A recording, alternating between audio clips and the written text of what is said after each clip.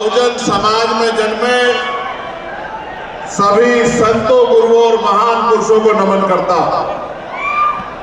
महामानव तथागत बुद्ध से लेकर जगत गुरु सतगुरु रविदास जी महाराज, भगवान वाल्मीकि महाराज, गुरु नानक देव, संत कबीर, गुरु घासीदास जी,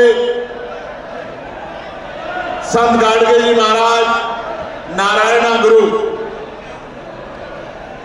और बाकी उन संतों को भगवान महावीर जैन, जिन्होंने भारत में सामाजिक, आर्थिक, राजनीतिक परिवर्तन के लिए आंदोलन चलाए हैं, उन सबको नमन करता। आधुनिक भारत में वंचितों के मुक्तिदाता राष्ट्रपिता ज्योतिबा फूले, आरक्षण के जन्मदाता, आरक्षण के पैरोकार, सामाजिक न्याय के छत्रपति साहू जी महाराज,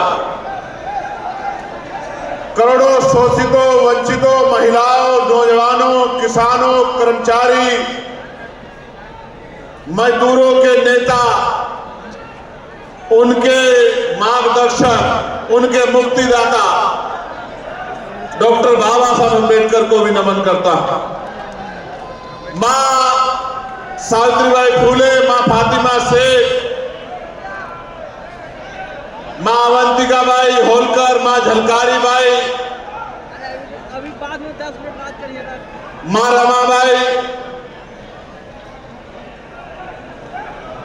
ईवी पेरियार रामानायकर स्वामी, पेरियार ललई यादव, जिनको मैं संघर्ष के नायक के तौर पर देखता हूं, बाबू जगदेव प्रसाद कुशवाहा, जिनको बिहार का लेनिन भी कहा जाता है, जननायक कपूरी ठाकुर, जिनको हम अपना नेता मानते हैं,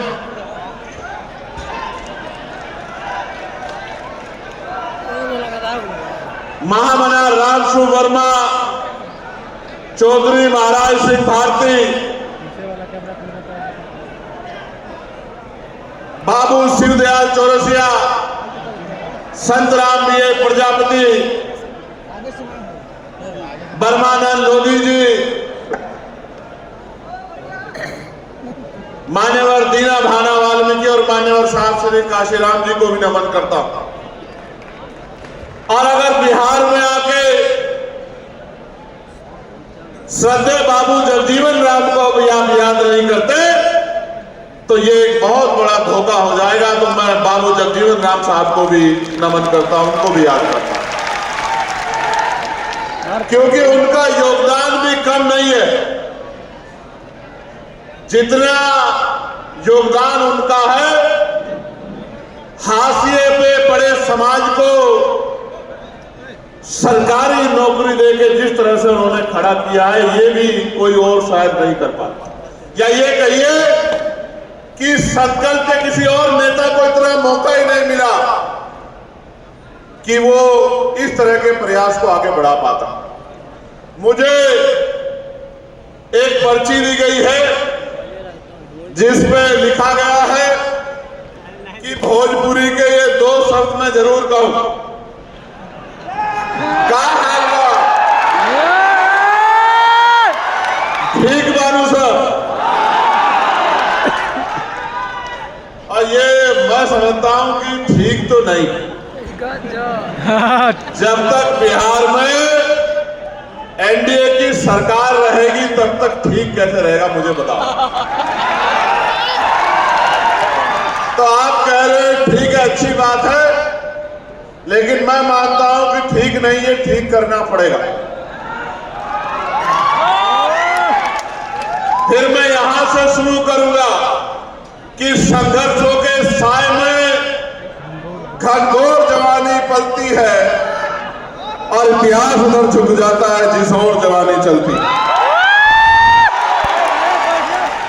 आज का ये महान दिन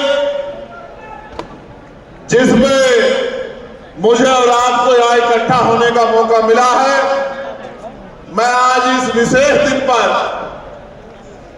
जो भीम आर्मी का स्थापना दिवस है, मैं 10वें स्थापना दिवस और तृतीय अधिवेशन की आप सबको बहुत बहुत बधाई देता हूं, बहुत बहुत मंगल कामनाएं करता हूं। प्यारे साथियों, मैं सबसे ज्यादा धन्यवाद करूंगा मातृशक्ति का, जो इतनी बड़ी संख्या में आज अपने बच्चों को, अपने भाइयों को आशीर्वाद देने के लिए यहाँ पहुंची है। मैं दोनों हाथ उठा के उनको बहुत बहुत प्रणाम करता हूं, जय भीम करता हूं। साथ साथ मैं इस नौजवान सैलाब को भी धन्यवाद देता हूं। मुझे मीडिया के लोग पूछते हैं कि ये भीम आर्मी के लोग कहां से आते हैं। अब मैं उनसे ये कहता हूं कि आंधी को रोका जा सकता है, तूफान को रोका जा सकता है, सैलाब को रोका जा सकता है, लेकिन भीम आर्मी के बहादुर योद्धाओं को नहीं रोका जा सकता।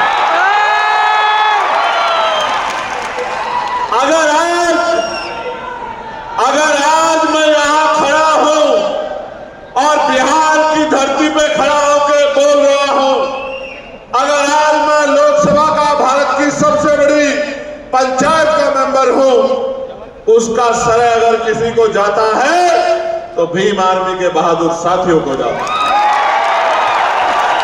मैं इस मंच का भी धन्यवाद करूंगा।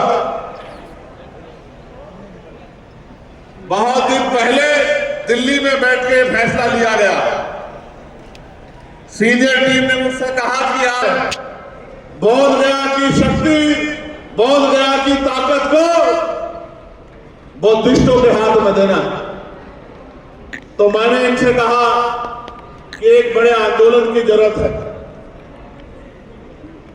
और ये तय हुआ। लेकिन फिर देश में वार आ गई। हमारा देश, पहलगांव का हमला हमारे लोगों पर हुआ। बताया गया कि धर्म पूछ के मारा गया, और ये किसी भी कीमत पे बर्दाश्त करने योग्य नहीं था। इसलिए वो परमिशन कैंसिल कर दी गई, वो कार्यक्रम कैंसिल कर दिया गया। और बाद में जब ये लग रहा था, मीडिया ने तो ऐसा माहौल बनाया कि ऐसा लगा कि पाकिस्तान नक्शे से ही खत्म हो जाएगा। मैं धन्यवाद दूंगा भारत की महान मीडिया को, बहुत बहुत धन्यवाद। जो काम सरकार नहीं कर पाई, आपने टीवी चैनल के माध्यम से कर दिया। इस्लामाबाद पहुंच गए हैं, रावलपिंडी पहुंच गए हैं, कराची पहुंच गए हैं। वहां के जो आर्मी चीफ थे असीम मुनीर, अगर थोड़ी देर और उनको मौका मिल जाता तो शायद आसिम मुनीर को पाकिस्तान छोड़कर ही निकल जाता। मैंने भी अपने साथियों को फोन किया कि भाई सिचुएशन अच्छी नहीं है, कश्मीर में तो प्लॉट मिलेगा नहीं मिलेगा, लेकिन पाकिस्तान की तरफ जरूर ध्यान रखना। Schedule caste, schedule tribe, backward के जिन लोगों पे जमीन नहीं है, उनको जमीन वहीं दिलाने का काम हम लोग करेंगे। मीडिया के चैनल पे बैठे एक्सपर्टों ने तो इस तरह का माहौल बनाया, ऐसा लगा कि यहां से घुस गए हैं, सूत्रों द्वारा पता लगा यहां से घुस गए हैं। मैं ये कहता हूं कि अगर वॉर भी ना हो, क्योंकि वॉर किसी देश के लिए अच्छी बात नहीं, वॉर में जान जाती, आर्थिक नुकसान होता, बंटवारे होते, दूरियां पैदा होती है, लेकिन अगर मीडिया का बस चले तो ये वॉर करवा दे। इसलिए उस दिन मैंने महान मीडिया के आगे प्रणाम किया और ये तय किया कि इनकी सारी बातों में भरोसा नहीं करना। प्यारे साथियों, आज हम ये अधिवेशन जो मैंने आपको विषय बताया कि 12 मई को जो कार्यक्रम होना था वो नहीं हो पाया क्योंकि वोट जैसी सिचुएशन बन गई थी, तो सीनियर कमेटी ने तय किया कि हम लोग अधिवेशन बिहार में करेंगे। और पूरी कमेटी, क्योंकि हमारे यहाँ लोकतंत्र है, पूरी कमेटी ने डिसाइड किया, तो हम लोगों ने इस बात को माना कि अधिवेशन बिहार में ही होगा। और अधिवेशन बिहार के भी बोधगया में होगा, लेकिन फिर से बोधगया में इतना बड़ा हॉल नहीं मिला क्योंकि अधिवेशन खुले में नहीं हो सकता, अधिवेशन तो हॉल में ही होता, कोई हॉल नहीं मिला इतना बड़ा, और फिर परमिशन को भी दिक्कत हुई। तो मैं सबसे पहले धन्यवाद दूंगा बिहार की पूरी टीम को, भाई अमर ज्योति जी को,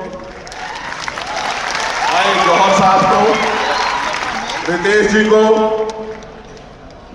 रामे प्रधान जी को, और मेरे प्यारे भाई कमल सिंह वालिया जी को, जिन्होंने लंबे समय तक यहां रह के मेहनत करके इस अधिवेशन को सफल कराने का काम किया। और मैं अपने भीम आर्मी के प्रदेशों के नेतृत्व को भी धन्यवाद देता हूं, भाई हिमांशु जी को, भाई कुलदीप जी को, भाई जितेंद्र जी को, भाई अनिल जी को, भाई सुनील का काम किया, किस तरह से कार्यक्रम सफल हो इस पर अपनी पूरी ताकत लगाई। कुछ लोगों को बोलने का मौका भी नहीं मिला, जैसे कुलदीप जी को नहीं मिला, समय कमी कारण, लेकिन मैं उनका धन्यवाद करता हूं। और मैं देश भर से चल के आए, किसी प्रदेश से 4 लोग, किसी 6 लोग, किसी 10 लोग, जो थोड़े थोड़े 10% लोग देश भर से आए हैं, चाहे वो मध्य प्रदेश के हमारे भीम आर्मी आजाद समाज पार्टी के नेता हो, चाहे हमारे बंगाल के नेता हो, चाहे हमारे झारखंड के नेता हो, चाहे हमारे उत्तर प्रदेश के सीनियर नेता हो।